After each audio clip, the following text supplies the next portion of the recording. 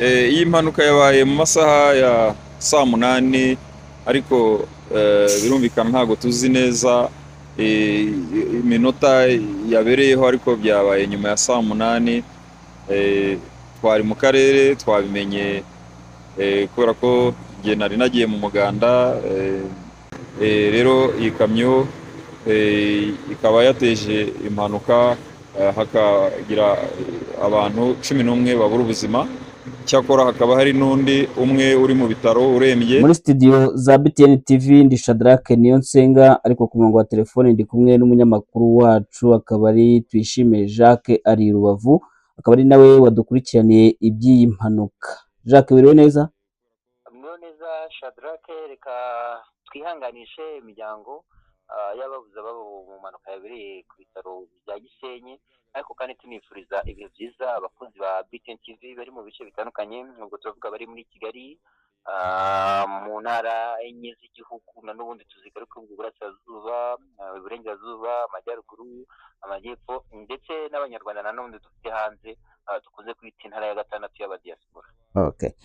Hanyuma Jacques, tugaruke kuri iyi mpanuka. Ni impanuka bigaragara ko itari yoroshye, impanuka ijya guhitana abantu bagera kuri 11, ntabwo ari ibintu byoroshye. Aha hantu habereye impanuka naho ntuze kwibagirwa kuhabwira abadukurikiye kugira ngo bumve, abanahazi bamenye uwo muhanda uko uteye, ariko noneho nk'umuntu wahageze byari byifashe gute, ikibazo cy'impanuka cyari giteye gute muri rusange? Yego, murakoze cyane studio rero ko mutwakiriye kugira ngo tuze kumenyesha abanyarwanda iby'ikibazo kijyanye n'impanuka yabereye mu karere ka Rubavu. Ubwo abagenda mu karere ka Rubavu barahazi, ni mu marembo y'ibitaro. Uyu uri kuva mu rugerero urimo kwinjira mu mujyi wa Gisenyi, arahazwi rero nko kwa Gacukiro. Ni umuhanda umanuka cyane. Nituvuga ngo umuhanda umanuka cyane, mwumve ngo ni ahantu haba hamanuka cyane, dore ko mu minsi yashize hakunze kujya hagaragara impanuka kenshi na kenshi ziterwa n'uko wenda usanga bamwe mu bashoferi bamanuka gufata feri rimwe na rimwe bikanga, cyangwa se imodoka ikagira ibibazo bigiye bitandukanye bikaza gutuma habaho impanuka. N'uyu munsi rero ngira ngo wenda ni kubw'amahirwe makeya, murabizi impanuka ziba zitateguwe, kuko wari ibintu ziri umushoferi n'urwo rugendo warusubika kugira ngo wirinde impanuka. Niyo mpamvu yitwa impanuka. Yego. Impamvu yitwa impanuka nuko ari ikintu kibaye gitunganye. Ikintu kiba gitunganye rero murabizi, kubyakira biragorana bitewe n'ibivuyemo, cyane cyane no ku binyabiziga. Murabizi ibinyabiziga byo habaye impanuka gutyo birangira hari n'uwatakarije ubuzima, iyo waba uri kugenda n'igare. Ariko kandi twibuke ko n'ubundi impanuka ntabwo umuntu utakaje ubuzima mu mpanuka ariko n'ubundi ashobora kuba yari ari mu modoka, ashobora no kuba ari ku ruhande. niyo mpamvu tuvuga ngo ntacyo wakora ngo wirinde impanuka. Gusa ntitwabura kugaruka ku butumwa polisi itanga, ikangurira abaturage kwirinda impanuka, kugerageza kwitwararika. Abashoferi bagasabwa kugerageza kwitwararika mu kwirinda impanuka. Gato wenda iby'ubutumwa Jacques, ubutumwa turabugeraho mu kanya, ariko mbere y'uko tugera ku butumwa gato kuri iyi ngiyi uko mwayibonye, ni amakosa yande? Ni umushoferi, uwo muri kamyo, ni uwo muri iyi modoka ntoya? Uko mwabibonye n'uko mwabyumvisha abaturage babivuga, amakosa ari kuri nde kuri iyi mpanuka ihitanye 11? Murakoze cyane kuba mutubajije iki kibazo, ariko ngira ngo wenda twari kukigarukaho nyuma, ahubwo tugisobanura kugira ngo tuze kugera ku kantu ku kandi, kugira ngo abadukurikiye baze gusobanukirwa na byinshi bigiye bitandukanye byateye iyi mpanuka, ndetse n'abahatakarije ubuzima, dore ko ari abantu 11. Tugeze wenda ahantu tuvuga ngo mu bukangurambaga n'iki polisi igikora mu kwirinda impanuka, ariko reka tugaruke kuri iyi mpanuka. ngira ngo ni impanuka rero yahitanye abantu 11 nk'uko umuyobozi w'akarere ka Rubavu Bwana Manirwa Prosperi bivuga. Ati twari mu muganda, nyuma yo kuva mu muganda nibwo twabonye ko umuhanda polisi irimo gucunga umutekano iyobora abantu, bahita babona ko ari ikintu cyaba kidasanzwe. Nibwo nawe ngo yaje kuhagera ngo arebe ibyabaye, asanga impanuka yabaye. Yamanukaga iva mu rugerero. Ubwo abaza akarere ka Rubavu kuva mu mujyi wa Kigali ntabwo bajya mu mujyi w'akarere ka Rubavu utanyuze mu rugerero.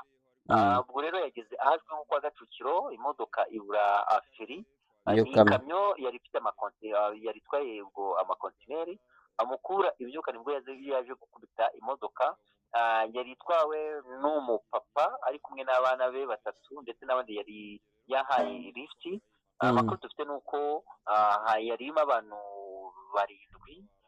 Wenda ubwo niba atari bo cyangwa se twibeshe mu mibare ubwo abadukurikiye baze kutwihanganira ngo nitujya andi makuru. ndabona ari byo nabyo na yari kuvuga, ariko avuga ko hari harimo barindwi, kuko avuga ko hari harimo abantu batatu bo mu muryango umwe. Ibyo nibyo waje kumenya, ariko nayo avuga ko harimo barindwi.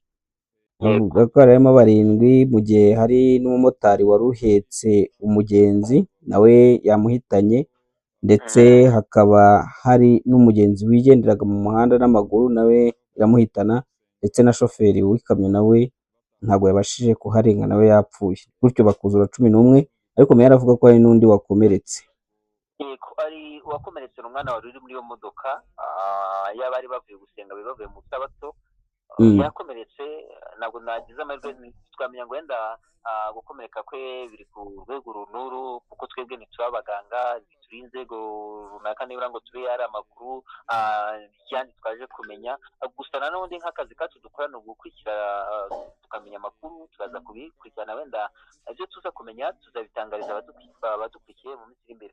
Mu makuru rero naje kumenya Shadrack, naje kumenya amakuru y'uko mu baba baguye kuri impanuka, cyane cyane iyi modoka yitwaye abantu barindwi, harimo umupapa n'abana batatu, akaba asize umugore n'umwana umwe wari utaratuka, bakaba batuye mu murenge umuyobozi w'akarere ka Rubavu yavuze ko abaguye mu mpanuka ari abaturage bo muri aka karere ka Rubavu.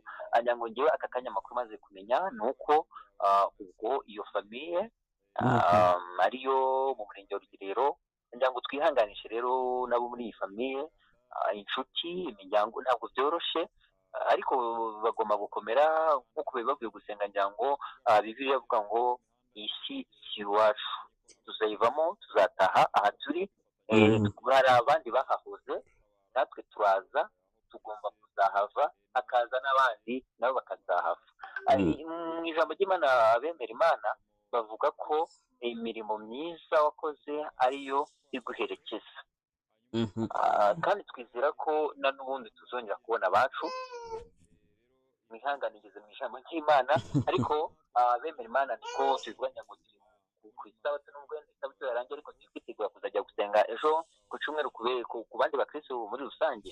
Ariko ubwo kubemera Imana ni uko babyemera ko hari igihe kizagera ku muzuko tukababona, ariko kandi bakanemera ko buriya iyo umuntu agiye asinziriye yizeye ntabwo aba asinziriye, ntabwo aba apfuye, ahubwo aba asinziriye.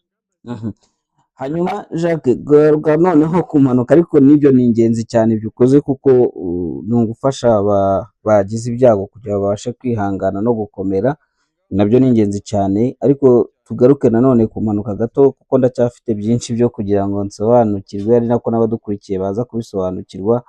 Umuntu yakubaza ngo mbese ubundi aba bantu ko bari bavuye gusenga bakaba bahuye n'ino mpanuka, iyi kamyo yo yari ivuye he? Ngira ngo iyi kamyo yari ivuye muri Kenya, Mombasa, iraza, urumva ni urugendo rurerure. Gusa no kugira ngo ize gukomezana n'ubundi ari ahantu hagiye hateganywa mu gihe bigaragara ko ashobora kuba yashushe cyangwa se afite ibibazo runaka, cyangwa se n'umushoferi kugira ngo abe yaruhuka. Hari parikingi z'amabisi zagiye ziteganywa, aho imodoka ziza zikaparika zikabanza gutuza. Ngira ngo nayo yari yanyuze kuri iyo parikingi iherereye mu murenge wa Rugerero, ubwo abazi akarere ka Rubavu mu murenge wa Rugerero, ni hafi y'ahazwi kuri hoteleri niho hari iyo parikingi. Ntabwo yageze, bivuze ko wenda niba yari yanashyushye yari yamaze guhora, ubwo abazi tekinike wenda ubwo bo barabizi neza, ubwo abazi ibijyanye n'imodoka. Noneho biba ngombwa ko ubwo acumbika urugendo nk'uko byari biteganyijwe. Gusa ubwo yageraga aha ngaha hafi n'ibitaro bya Gisenyi, ni munsi gatoya yo kwa Gacukiro, nibwo yaje gukora impanuka muri rompwe neza yo ku bitaro. gato nanone iki kintu turi kujya tubona mu mashusho, imodoka yindi ya breakdown yikoreye niyo modoka aba bapfuye bari barimo. ngira ngo irimo iyo modoka mubona ari muri breakdown irimo kugenda, niyo abo banyakwigendera bari barimo. ngira ngo nk'uko babibona n'imodoka nyine yangiritse uko mubibona, ntabwo biragoye na n'ubundi ko umuntu yarokoka. Yego. Reka ngushimire Jacques, dukomeze kwihanganisha abagize ibyago, dukomeze nanone kwibutsa abashoferi ubutumwa bwa polisi nk'uko wahoze ubigarukaho, bakomeze bibuke ko kwirinda impanuka ari ingenzi cyane, kandi iyo wirinda impanuka burya uba urinda ubuzima bwawe ariko urinda n'ubw'abandi benshi bakoresha umuhanda. Ubwo rero nanone tunibukiranye ariko ko impanuka nyine igituma yitwa impanuka ari uko idategurwa, nta muntu utegura gukora impanuka, iyo bibaye biba iteka biba bitunguranye, bivuze ngo abantu nibajya bumva ko umuntu yakoze impanuka bajya bumva yuko nyine nawe atari afitemo urwango, uretse ko bake cyane ngo bajya babitegura ariko si benshi, ntabwo ari byo bikunze kugarukwaho. Tutaratandukana ukomeje ku bijyanye n'ubutumwa wenda polisi igenera abaturage abakoresha umuhanda. Iyo tuvuze abakoresha umuhanda, hari abahita bumva ibinyabiziga, abashoferi, ariko twibuke ko n'abagenzi nabo bari mu bakoresha umuhanda. ubwo ni bwa butumwa bugenerwa n'abashoferi, ari abatwara imodoka zitandukanye, ari abamotari, ari abanyonzi, ari abanyamaguru batwebwe, ko tuba tugomba kugira uruhare mu kwitwararika kugira ngo twirinde impanuka.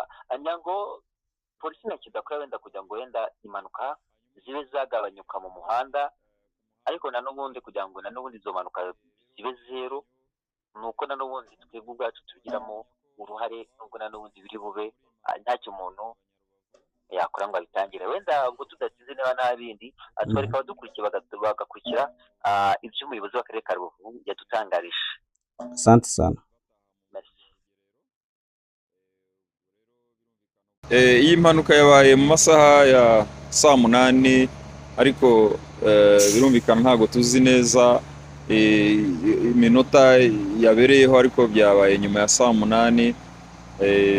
Twari mu karere twabimenye kubera ko njye nari nagiye mu muganda, tuje nyine tubona ko hari icyabaye kubera polisi yari yatangiye kubungabunga umutekano w'uyu muhanda, igaragaza ibindi byerekezo by'imihanda. Ngeze mu rugerero nibwo namenye ko habaye impanuka, nyuma nza kwifatanya n'abandi gutabara, aho polisi n'abandi baturage bari hafi badufashije kugerageza gukuramo mirambo.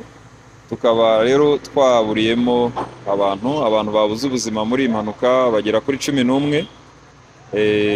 Bamwe bari mu modoka yagwiriwe n'iyi kamyo, abandi ni babiri bari kuri moto, hanyuma undi umwe akaba yari ku muhanda agenda n'amaguru.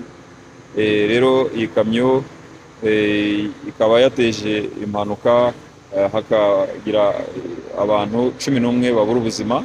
Cyakora hakaba hari n'undi umwe uri mu bitaro urembye ariko uri gukurikiranwa. Birumvikana twaje kumenya ko ababuriye ubuzima muri iyi mpanuka ni Abanyarubavu. Tuboneyeho umwanya wo kubihanganisha. Ni abantu bamwe bari bavuye gusenga bataha mu murenge wa Rugerero.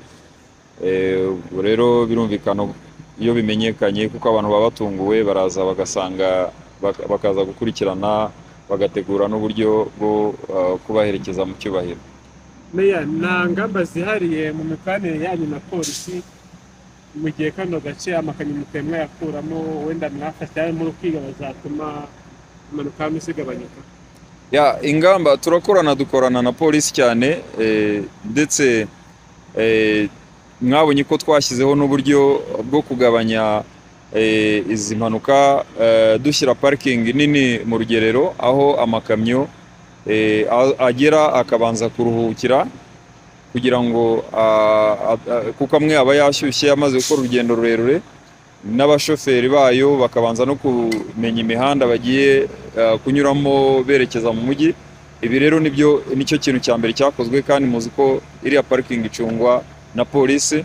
Ikindi ni ibimenyetso biburira, kandi na polisi iba icunga umutekano mbere y'uko abantu batangira kumanuka aha hantu. Polisi rero turakorana.